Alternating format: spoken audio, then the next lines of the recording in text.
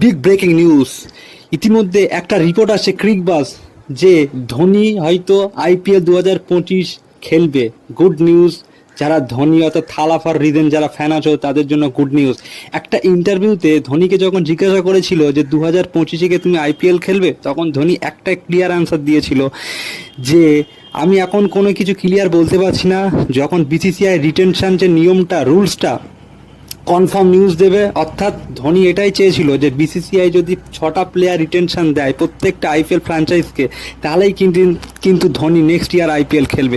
তো ইতিমধ্যে কালকে ক্রিকবাজ রিপোর্ট করেছে, আর ক্রিকবাজ রিপোর্ট কোনোদিন মিথ্যা হয় না, যে প্রত্যেকটা ফ্র্যাঞ্চাইজ ওনারকে বিসিসিআই 6টা করে প্লেয়ার ধরে রাখার অনুমতি দেবে।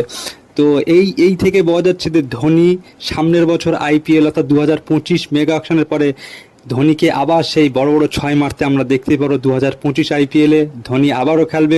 প্লিজ চ্যানেলটা সাবস্ক্রাইব